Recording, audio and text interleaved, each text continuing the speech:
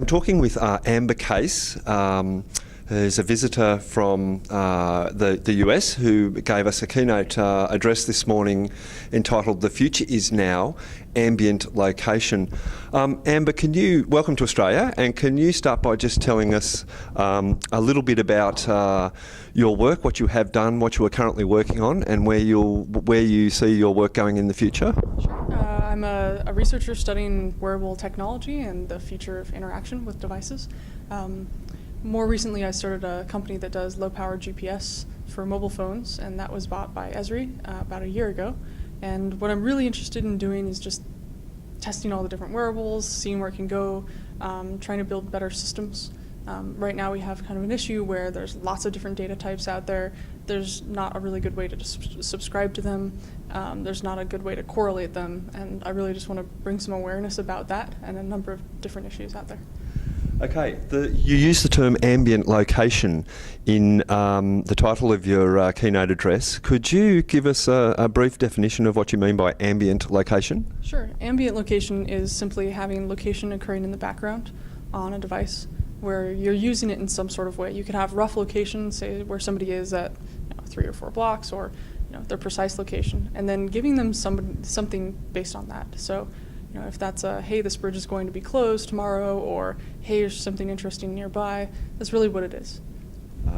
Okay, and during your presentation, you were talking about the sort of things that we can expect in the future from location-based data and stuff like that. And you were talking about calm technology, could you give us a little bit of an elaboration on what you think calm technology is? Sure. Calm technology is a term invented by a man named Mark Weiser from Park Research in the 70s and 80s. He was really interested in the idea that technology that was good would be something that would get out of the way and let you live your life, instead of be there all the time, interrupting you. So the idea behind calm technology is that you're more human, and a machine is doing what a machine is good at, and a human is left to do what they're good at. Okay, and then I guess this comes back to the ambient location type of stuff, where you're getting ambient notifications as you move around, and it means that we're no longer stuck to our workstations to search for data. I guess that's sort of where you're coming from, isn't it? Yeah, the idea that there's so much data that's been stuck on the web for years, and that actually having that on hand when you need it, where you need it, without you having to search for it, is very useful. We're very much tied to our machines and looking at them and searching for things, but that should be there with you, attached to that geography. Okay, and of course this sort of user experience and access to data is far more available now as we get an installed base of people with smart devices in their pockets all the time. So what other sorts of technology do you think we can see in the future that is going to enhance this concept of ambient location technology?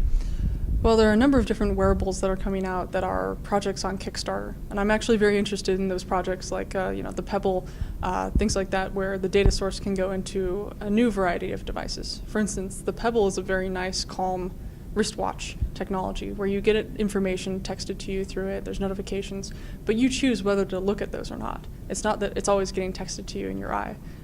With Google Glass, I really enjoy just using it to take pictures, not necessarily to get information put into my eye, because I want to decide as a human when to get that information or not. I don't want to have something very busy. There's also wrist tilting detectors, and there's galvanic skin response detectors, there's little alarms and buzzers and sleep watchers, all sorts of things that allow you to get a better picture of who you are and what you're doing over time. And I think the most important thing then is to tie all of that information together. The most important opportunity isn't necessarily social networking, but it's when the data networks with each other and you can actually draw conclusions from that.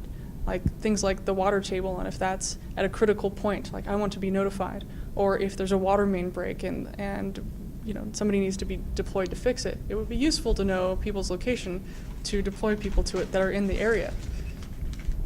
Okay, now you were also, you mentioned, you used the term the quantified self in your presentation, and you were using the term present shock. Can you just talk a little bit about those two terms, please? Sure.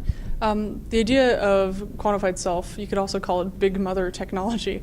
It's something that quantified self is just taking what's formally invisible about what you do in everyday life and making it visible, whether that's where you go during the day or what you eat, how you sleep, and seeing that not at the current present moment, but over time, so that you can understand trends about what you're doing, where you're going, and maybe even debug things. Understand that if you go to sleep at a certain time, you're going to be really, really miserable in the morning, and that all of those days in which you haven't been doing things very well, that's been basically the variables that have happened. And then the term present shock is from a book by Doug Rushkoff that's recent. He made a sequel to Alvin Toffler's Future Shock. He said, we're no longer in future shock. The present is now, it's around us, and we're in present shock. How do we deal with overarching data all over our lives, all of this information? Well, there are some ways you can deal with it. I'm very interested in going back to not using technology very much, using it when you need to, and understanding how to use it as a tool instead of a consumption machine. Okay, now we are at a conference which is for IT service management professionals who are basically charged with the duty of getting the best out of business IT and with continually improving the service of IT that they deliver to the business. Your research, your passions, your vision for the future, what sort of alignment can you see with IT service management in what the work that you're doing now? Well, I think IT service management underlies how we function as a whole, as a society at this point. Everything in the background, all the interstitial spaces, all the things betwixt and between here and there, all of the different ways that we communicate are all managed by IT professionals. I mean, it's how the world works. You can't just have a machine running. The machine must be maintained, servers have to be maintained, data has to be maintained, architecture has to be maintained, things have to be upgraded. IT service professionals do all of that. So it's increasingly important for people to be understanding and experimenting with new systems, understanding how to reduce the amount of time and space it takes for them to do certain things, and put new technologies in there that are written smaller and more modular so that they can be spread across systems. And also have a monitoring dashboard that allows people to see into a system over time so that they can start, just like a quantified self person does for their own life, have a quantified system so that you can actually see that over time. It's really, really important. Yeah. Okay, we had another keynote speaker yesterday who was talking about the different types of roles in IT service management we can expect to see in the future. Your concept, your ideas on what sort of different roles we might see in IT professionals in the future? I like the idea of a system designer or a system consolidator or an internal systems builder. These types of people are making small internal programs that reduce the amount of time and space it takes to do something. I think that's really important. The system designer would be somebody that takes everything away from the system until there's nothing left to take away, so that the system is very, very simple to understand, maintain, and does not require a lot of complexity. So if you're doing an upgrade from one system to the other, it doesn't take a year, it takes maybe a month. Those are important pieces of the system. The simpler a system is, and that doesn't mean it's less complex, it just means it's understandable. Those type of systems are very difficult to design.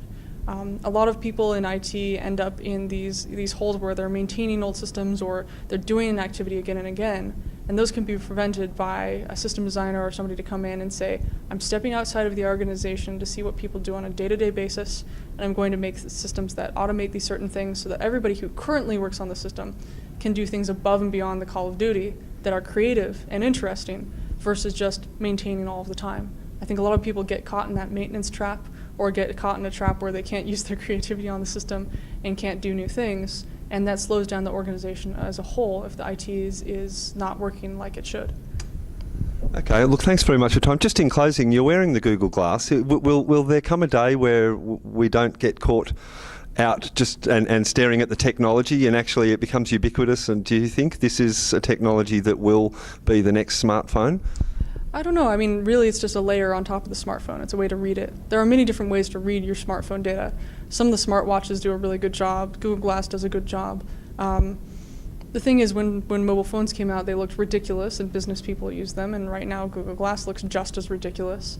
And one day it might not look as ridiculous. So we'll see if that day comes. Otherwise, we'll wait another 10 years and eventually it will happen again.